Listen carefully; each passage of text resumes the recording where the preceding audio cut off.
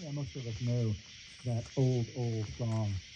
And I was thinking about singing a new song, but as I was listening to all of y'all sing and watching you dance around the fire and have such a lovely time this evening, I thought I wanted to remind us of an old song.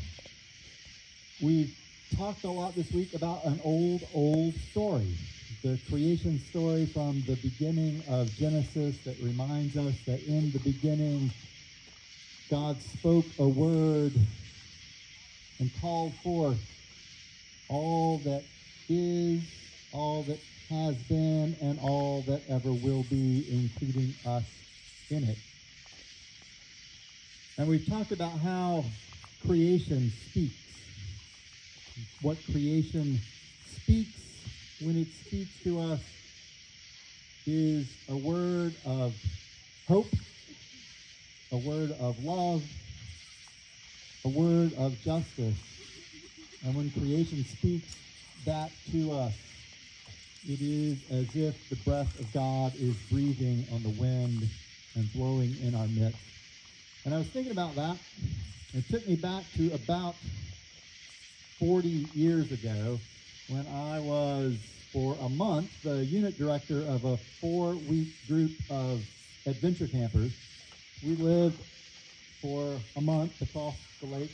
I don't know if any of y'all made it up to adventure camp this week, but that's where I lived for about a month with an amazing group of teenagers. That group, in the 4 weeks that we were together, we did a 25-mile hike on the Appalachian Trail. We did a 3-day, 2-night whitewater canoe trip on the Upper James.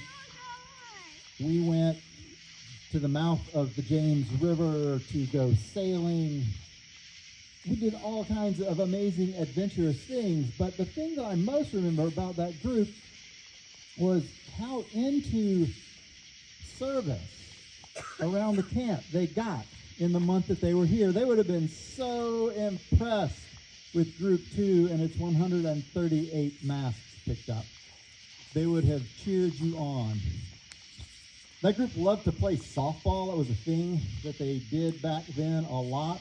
And they played on the field up there. Where the backstop is now, there was no backstop. Now, when you play softball without a backstop and there's a slope behind home plate, what happens when you miss the ball? You chase the ball. Yes, it rolled down the hill over and over and over again. And after several weeks of playing softball and chasing the ball down the hill, that group of kids decided that we needed a backstop. And so they helped take apart an old dock that was down where the Monkey Bridge is, where the junior campers used to swim in the lake. And they took apart the dock. They dragged these waterlogged boards all the way up to the field and built a backstop. That backstop lasted for about 20 years before the boards that aren't now replaced the ones that those kids put up. They also loved this time, this moment, Vespers, campfires, Sunday morning worship. They loved to help put that together and to participate in it. I hummed Amazing Grace because it's something that those kids did on a Sunday morning worship once. We wrote out this story that would last exactly that long to tell, and one of the kids told the story while everybody else hummed that song. But they decided that they were tired of coming across the lake every time there was Vespers, and so the other side of the lake needed a chapel. And so they built one, and it lasted and served camp for another 20 years or so. And if you're in the outdoor chapel and walk down past the cross and look across the lake, you can still see the remnants of that chapel that those kids made. They left their mark on this place because they heard creation speak to them. And they listened to the voice of God speaking in these woods. And it inspired them to do things that left their mark on this place. They also really left their mark on me It was the last weekend of camp when we finished the chapel over there, and we led a morning worship service, a devotion service over there. And it was after that service that a couple of people came up to me and said, "David, have you ever thought about going into ministry? You might have gifts for that." And I said, "No way. I'm not doing that with my life. Thank you very much." Yeah, that was exactly what I did. I laughed. God apparently had other ideas in store for me and kept speaking. What has creation said to you this week? What have you heard in the voices of your friends, new ones or old ones? What have you heard in looking at the beauty around this place?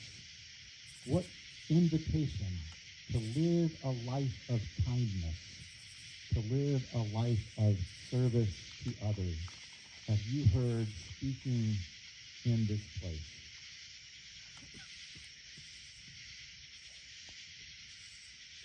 I am convinced, now as much as I ever have been, that if we listen, you'll hear that voice over and over and over, and it will say, love your neighbor, care for your neighbor,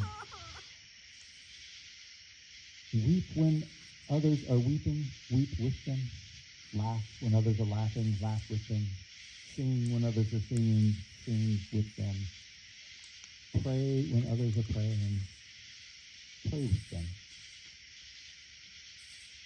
And know that God is in your midst in all of that. Let's pray.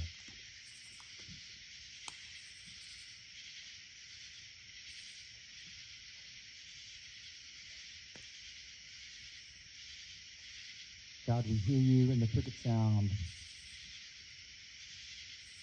We hear you in the baby's cry. We hear you in our laughter and our songs. We see you in one another's faces.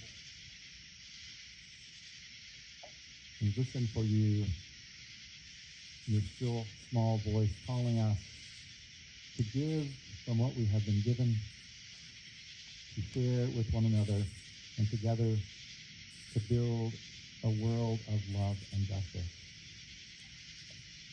Help us carry these things that we hear when creation speaks in this beautiful place. Help us carry them to all the places that we go. To school, to home, to our neighborhoods, to churches, to work, wherever it is that we go. Help us carry the things that we learn here with us as we do.